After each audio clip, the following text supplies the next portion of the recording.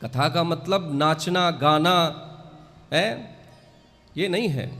हाँ, बीच बीच में संकीर्तन का विधान है, करना चाहिए। अब वो कीर्तन को भजन के माध्यम से लोग गाने लगे हैं, अच्छी बात है, गाना चाहिए, हम आप भी गाएंगे। लेकिन अब कथा ना करके भजन ही भजन करते जाओ, भजन ही भजन, तो इससे अच्छा फिर भजन संध्या करवा लो, है? कथा की क्या आवश्यकता है? इसलिए हम लोगों का बड़ा परम सौभाग्य है, तो हमें कथा को बड़े ध्यान से सुनना चाहिए, क्योंकि आजकल कथाएं हमको सुनने को नहीं प्राप्त हो रही। दुनिया की बातें, इधर उधर की बातें कथा में भी कहना नहीं चाहिए व्यास गद्दी से, पर बहुत व्यथा हो चुकी है। इसलिए हमें ढूंढना चाहिए कहीं निमंत्रण। अब बता रहे थे यहाँ निमंत्रण सबको बांटना पड़ा है, बांटना पड़ता है, देना पड़ता है। अंग्रेजी तो हमारी ज़्यादा आती है, इसलिए हम भूल जाते हैं। इंग्लिश में कहते हैं ना इनविटेशन कार्ड, तो जब तक वो ना दिया जाए तब तक लोग आने का नाम नहीं लेते। अब बर्थडे पार्टी हो किसी की, तो चाहे एक को बुलाए तो 10 पीछे पीछे चले जाएंगे। उसमें नहीं सोचते कि शर्म आएगी, कोई क्या कह देगा। लोग टोक भी देते हैं, अरे हमने तो एक को बुलाया था, 10-10 आ गए पीछे से। उसमें शर्म नहीं आएगी, पर भगवान की कथा में जाएंगे तो शर्म आ जाएगी, शर्म से मर जाएंगे हम तो कहते हैं जो कथा नहीं सुनता उसके कान बहरे हो जाएं। वो बहरे के समान है ही है। कोवा वधिरो, शंकराचार्य जी कहते हैं किसके कान बहरे हैं। हम अपने से नहीं बोल रहे हैं, शास्त्रों की बात है। कौन बहरा है? जो ठाकुर जी की कथा नहीं सुनता। कौन अंधा है? जो भगवान का कभी दर्शन नहीं करता। फालतू के दर्शन, फालतू के फोनों में ऊट पटांग की चीजें 24 घंटा देखता रहता है, वो अंधे के समान है, ऐसे शास्त्रों में वर्णन है।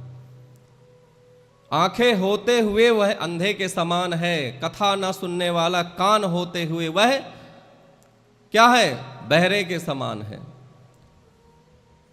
आप हम सबके पैर हैं, पर आप सब तो अच्छे हैं, लेकिन जो ठाकुर जी की परिक्रमा नहीं लगाता कभी, जो चल करके ठाकुर जी के दर्शन करने नहीं जाता, वह हमारी दृष्टि में क्या? शास्त्र की दृष्टि में लंगड़ा है।